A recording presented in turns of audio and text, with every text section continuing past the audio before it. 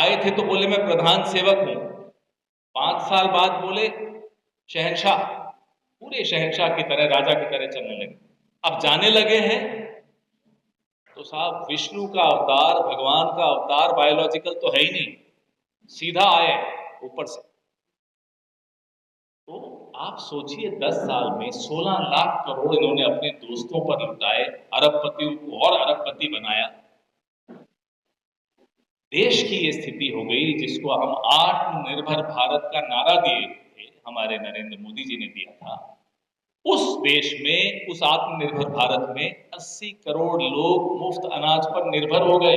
नमस्कार, live cities में आपका स्वागत है। मैं हूं आपके साथ प्रीति झा। बिहार में जहां एक तरफ छठे चरण की वोटिंग हुई है तो वहीं दूसरी तरफ कांग्रेस के राष्ट्रीय प्रवक्ता पवन खेड़ा ने प्रेस कॉन्फ्रेंस कर बहुत कुछ कहा है। दरअसल वो कहते हुए नजर आए हैं कि अब यहां पर बदलाव जो है वो दिख रही है। दरअसल पहले मुझे बदलाव नहीं दिख रही थी, लेकिन अब जो है वो साफ तरीके से झलक रहा है। इतना ही नहीं, उन्होंने यह भी कहा है देश के प्रधानमंत्री नरेंद्र मोदी को लेकर कि लोगों के मन में, नौजवानों के मन में, युवा के मन में उनके प्रति एक गुस्सा जो है वो है और उस गुस्से को अब जाहिर भी कर रहे हैं। क्या कुछ कहते हुए नजर आ रहे हैं पवन खेड़ा, सुनिए। बोलना चाहूंगा कि जब प्रथम चरण हो रहा था, ऐसी उम्मीद मुझे तो नहीं थी कि इस तरह की आंधी चलेगी, लेकिन वो प्रथम चरण से बढ़ते बढ़ते मेरे ही राज्य से शुरू हुई, राजस्थान से, और महाराष्ट्र तक आते आते वो आंधी तीव्र होती गई, बढ़ती गई। उसका प्रभाव उत्तर प्रदेश, गुजरात, असम, उड़ीसा, हर जगह आपको देखने को मिल रहा है। आप पत्रकार हैं, आपका नेटवर्क हमसे कहीं ज्यादा होता है, आप लोगों को हमसे ज्यादा त्वरित सूचनाएं मिलती हैं और पक्की सूचनाएं मिलती हैं, तो आपसे ये मैं इसमें क्या बोलूं। लेकिन जो 3 भावनाएं मैंने पूरे देश में देखी और महसूस की, वो भावनाएं मैं आपसे साझा करना चाहता हूं। गुस्से की भावना बहुत ज्यादा है, नौजवानों के मन में बहुत गुस्सा, शायद बेरोजगारी को लेकर हो और पेपर लीक को लेकर हो। लगातार उनको लगता है कि उनके हितों पर हमला हुआ है पिछले 10 साल। दूसरी भावना, जो मिडिल एज हमारी उम्र के लोग होते हैं, दुख की थी। दुख इस बात का लोगों के मन में है कि जिस व्यक्ति में, जिस पार्टी में, जिस सरकार में निवेश किया, अपने वोट के माध्यम से, अपने विश्वास के माध्यम से, अपनी निष्ठा के माध्यम से, वहां से धोखा मिला। तो गुस्सा और दुख, ये 2 बड़ा खतरनाक भावनाएं होती हैं। पति पत्नी में भी अगर आपस में झूठ हो, धोखा हो, तो आप जानते हैं क्या होता है। देश का राजा अगर धोखा दे जाए तो फिर मामला बहुत संगीन हो जाता है, आने वाली नस्लें तक बर्बाद होती हैं।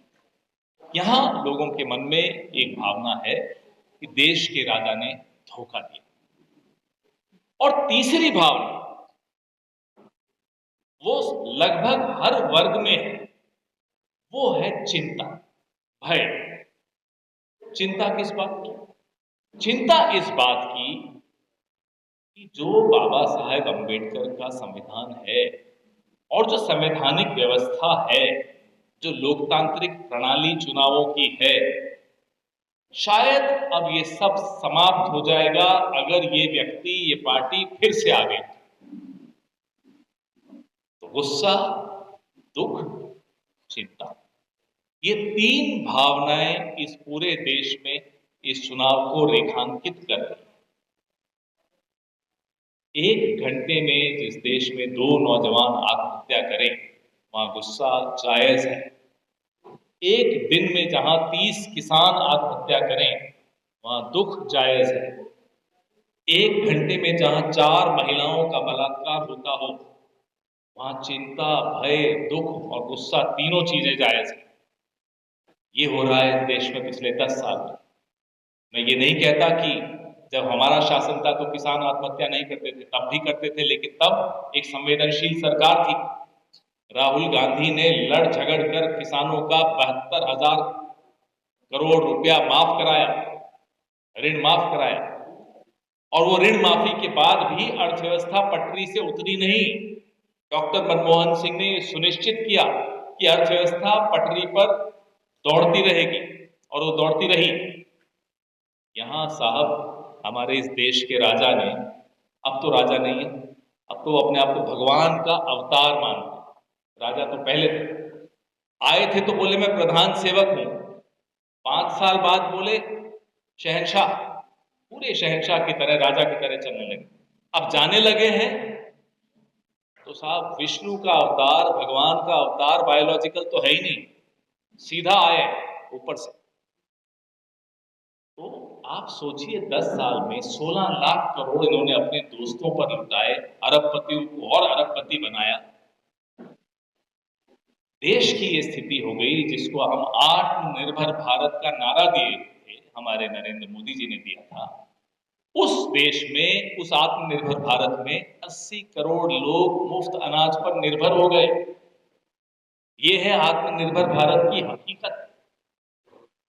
ऐसे में जब राहुल गांधी ने भारत जोड़ो यात्रा निकाली या भारत जोड़ो न्याय यात्रा निकाली, यहां तो काफी वक्त, कितने 6-7 दिन बिहार में काफी वक्त यहां गुजारा, और उसका निचोड़ जो हमारा न्याय पत्र है, इसके बारे में यहां रोज चर्चा हुई है, मुझे मालूम है, उसका निचोड़ था, लोगों से संवाद का निचोड़ था, किसानों से संवाद का निचोड़ था, पत्रकारों से संवाद का निचोड़ था, नौजवानों से था, दलितों से था, शोषितों से था, आदिवासियों से था, पिछड़ों से था, मध्यम वर्ग से था, व्यापारियों से था, महिलाओं से था।